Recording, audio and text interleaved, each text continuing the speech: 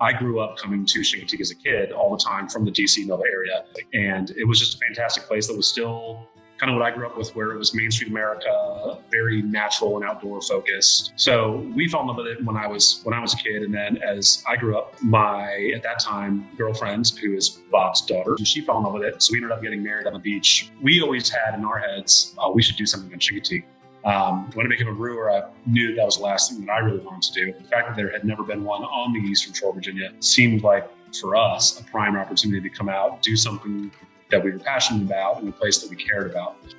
No one in our family had been a business owner. I was Navy for 23 years, and I was never in a position where I could run a business or have a business. So we knew right away we needed help. There were just a lot of challenges with the build out and the construction, just so many unknowns that we had set goals and a plan, but your plan, like anything, goes to pieces as soon as you start to enact it. We still were in year 3. We still have not made a profit. So we haven't had to pay any kind of income taxes from a business perspective.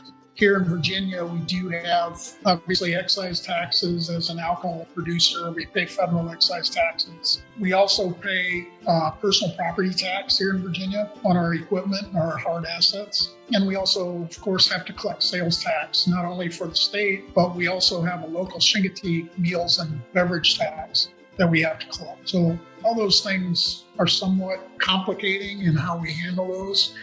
And this is one of the big things with taxes, right? It's that it all adds up in the end. And in the day, it's like the same as the consumer having to pay $5.56 for their beer instead of $5. They only have one well of money, and we do too. So all these small things in the end that we have to pay affect what we can choose to pay.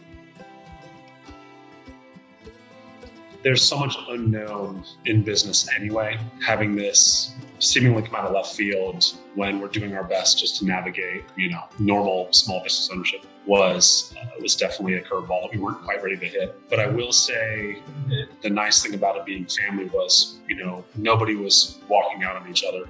The PPP was big because it allows you to keep staff on, right? The payroll. Even if we have to cut back on how many people we can seat inside, I can continue to make payroll and pay the employees at least at some level. When you're considering tax policy, we realize that, again, we're part of that revenue stream from the local level on up to the federal level. But all businesses are not alike, and small businesses have very different needs and issues than large corporations. So tax policies really, I think, need to be considered at all levels, not just how they impact large corporations who employ thousands of people. A lot of these taxes, they're not intended for harm, right? But it sure feels that way when we don't have the information to give to the consumer, especially with sales tax, right? Let alone to ourselves when we're paying for us personal property tax on stuff that we feel like we've already spent an insane amount of money on American-made equipment and all these different things. It'd be nice to know where it's going so that we can repackage that and kind of get it out. So.